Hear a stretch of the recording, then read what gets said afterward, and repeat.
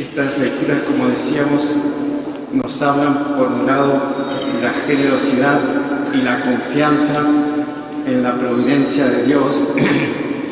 Por otro lado, la maldad del egoísmo. Y si nosotros vemos la creación, vemos cómo Dios creó todas las cosas con mucha generosidad, con mucha amplitud. El sol que ilumina toda la tierra, que da vida a toda la tierra, las aguas que están llenas de peces, las tierras fértiles, los frutos. Es algo así a lo grande que Dios hizo para que el hombre se beneficie de todos los productos de la tierra, del mar, del sol. Y así nosotros debemos ser con una generosidad con nosotros también sin límites.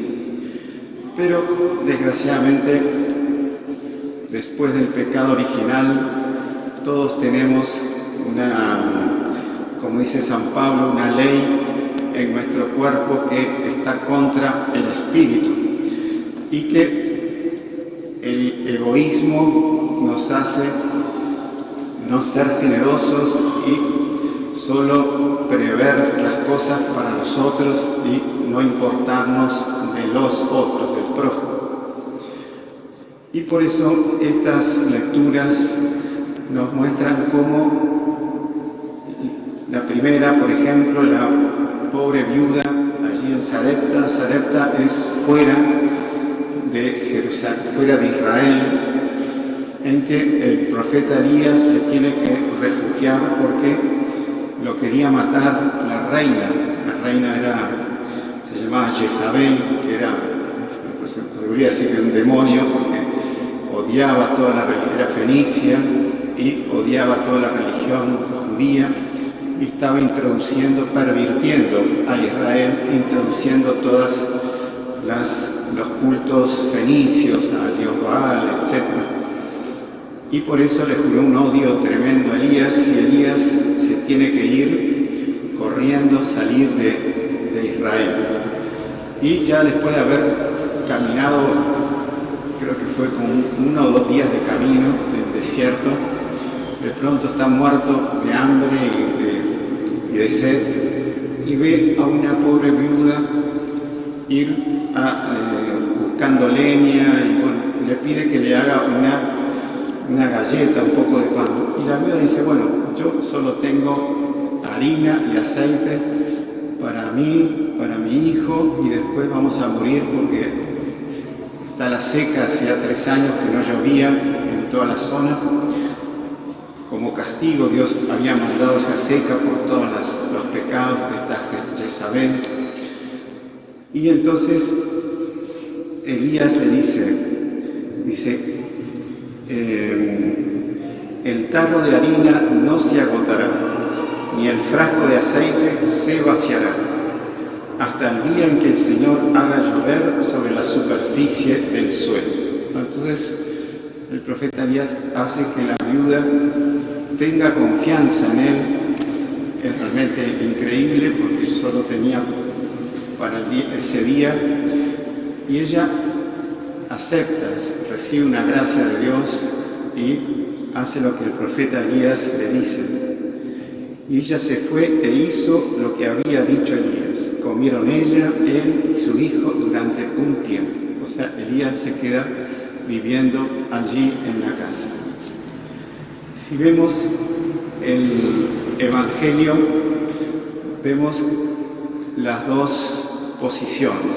La posición mala, la de los fariseos, o los escribas, o los doctores de la ley, que ellos se hacían pasar por muy observantes de las leyes, pero ellos en la intimidad no las cumplían, y a tal punto que Jesús dice una cosa muy fuerte, pero lo dice a la multitud, porque dice, Jesús enseñaba a la multitud, cuídense de los escribas, a quienes les gusta pasearse con largas vestiduras, ser saludados en las plazas, ocupar los primeros asientos en las sinagogas y los banquetes, que devoran los bienes de las viudas. Las viudas en esa época eran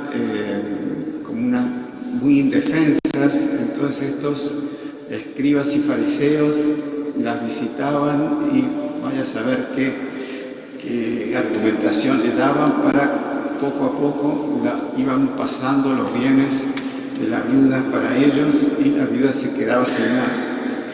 Entonces dice, estos serán juzgados con más severidad. Dice, no, que devoran los bienes de las viudas y fingen hacer largas oraciones.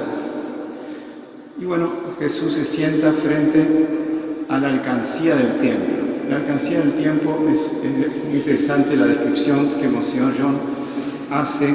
Eran como 12 bocas como de trompetas que estaban en el atrio de las mujeres. El templo tenía 3 atrios: atrio de los hombres, atrio de las mujeres y atrio de los gentiles. Eran como patios. Más los gentiles podían llegar a ese atrio, o sea, ellos no eran judíos. Los otros podían entrar al templo. Y en el atrio de las mujeres estaban como esas 12 bocas de trompetas en que las personas ponían las monedas. Y bueno, iban estos fariseos y hacían grandes donaciones al templo y hacían sonar unas trompetas cuando ponían la donación y luego cuando se retiraban. Entonces, como era moneda, no había papel billete en esa época, hacía un ruido grande. Entonces de pronto llega la viuda y pone solo 2 monedas, 2 pequeñas monedas de cobre. Monseñor John describe la moneda se llamaba lepto. Lepto era la 16ª parte de un denario. El denario era lo que se pagaba por el jornal, o sea, por lo que trabajaba una persona por día. O sea, era una cantidad mínima, muy pequeña, y Jesús les dice, Él llamó a sus discípulos, pero los quería educar, a los discípulos los quería santificar. Y les aseguro que esta pobre viuda ha puesto más que cualquiera de los otros. Porque los otros ponían para hacerse ver, como dice al principio, gustaban de pasearse con largas vestiduras, ser saludados, entrar en los primeros bancos en los banquetes.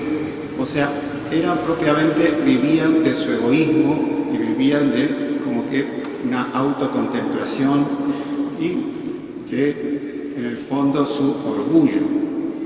En cambio, la pobre viuda era lo único que tenía y lo dio a Dios y puso toda su confianza en Dios. Entonces, eso es una lección para nosotros en que todo lo que tenemos viene de Dios. Todos nuestros bienes espirituales, materiales, todo lo que tenemos de dones, de cultura, de espíritu, de inteligencia, también viene de Dios. Toda nuestra vida nacimos porque Dios nos creó. Entonces todo que tenemos es prestado por Dios. Y si es prestado por Dios, debemos devolvérselo a Dios, hacer que todo eso vuelva a Dios. Y por eso tenemos que vivir desprendidos de todas esas cosas materiales o espirituales que Dios nos dio y vivir solo para Dios. Si es religioso, bueno, por el voto de pobreza, el religioso no tiene ninguna propiedad, no tiene nada, absolutamente nada. También por el voto de obediencia no tiene derecho a su voluntad, es la voluntad del superior. Pero para la persona que no es religioso tiene que tener cosas para vivir, para educar a los hijos, para preocuparse por los otros. Bueno, ¿cómo hacer? Debemos tener los bienes, pero debemos tener los bienes no apegándonos a los bienes, no hacer de esos bienes el centro de nuestra vida. El centro de nuestra vida siempre tiene que estar Dios en el centro y tenemos que vivir desprendidos de esos bienes. Si esos bienes algún día nos llegan a faltar, por ejemplo, conozco la historia de un santo, San Alberto Magno, que de pronto un brillante profesor en la Edad Media, fue el profesor de Santo Tomás de Aquino, que de pronto él tuvo un problema en la cabeza y perdió completamente la memoria. Entonces no pudo seguir dando clase en París, en las mejores universidades. Bueno, él aceptó eso, como que Dios le quitó ese bien que le había dado y que con ese bien hizo tanto bien a sus alumnos, pero bueno, sin ninguna aflicción, con toda calma, aceptó pasar a otra situación. Bueno, también nos puede pasar reveses en la fortuna, bueno, de todo tipo, pero lo importante es tener a Dios en el centro, vivir desprendido de los bienes, no hacer de esos bienes el fin, sino que esos bienes nos ayuden a santificarnos. ¿Cómo pueden santificarnos esos bienes? Todos nosotros somos pecadores. El justo peca 7 veces al día, dice la Escritura. En la confesión nosotros alcanzamos el perdón de nuestros pecados ante Dios. Esos pecados quedan borrados. Pero ante el orden del universo y ante la conciencia nuestra, esos pecados exigen una reparación. Por eso el sacerdote da siempre una penitencia.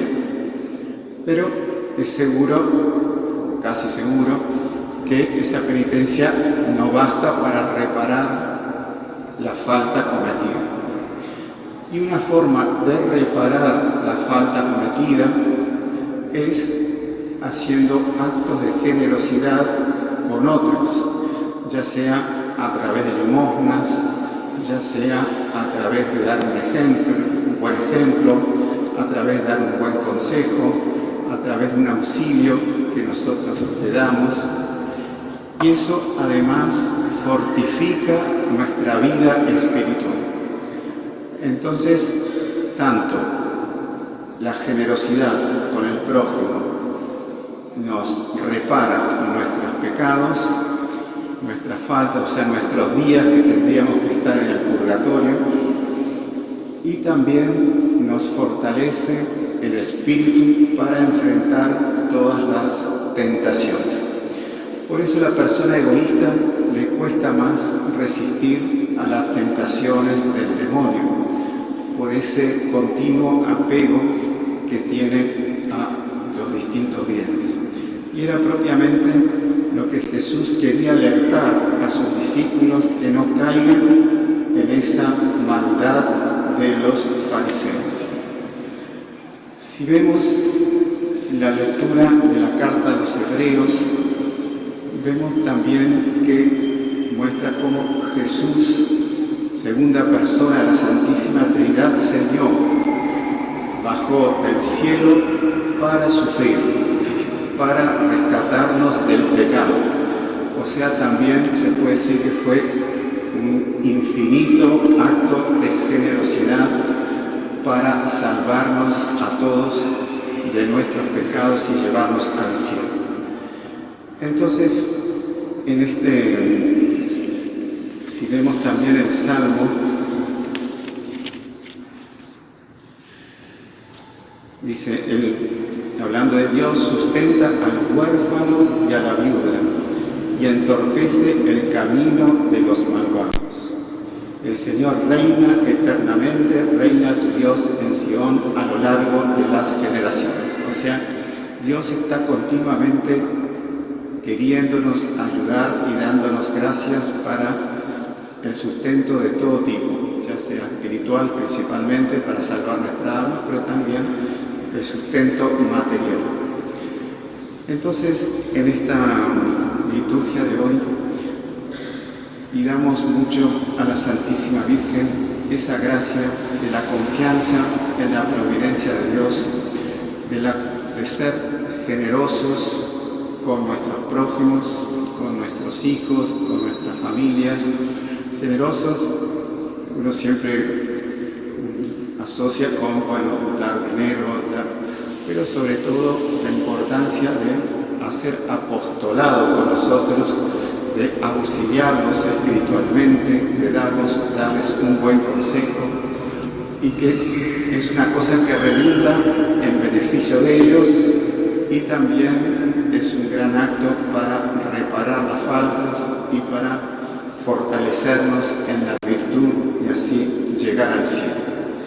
Entonces pidamos mucho a la Santísima Virgen en el Rosario, siempre esa gracia de ser generosos, mismo cuando nos cueste, ¿no? Porque esta viuda dio todo lo que tenía, ¿no? No debemos hacer como hicieron los fariseos, que daban solo lo que sobraba.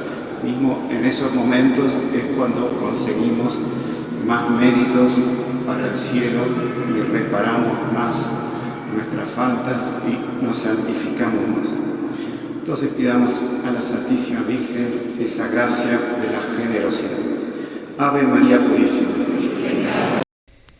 Y si le gustó el video, no se olvide de inscribirse en el canal, dejar su like y activar las notificaciones en la campanita para no perderse ningún video del canal. Comente y comparta con sus amigos y familiares.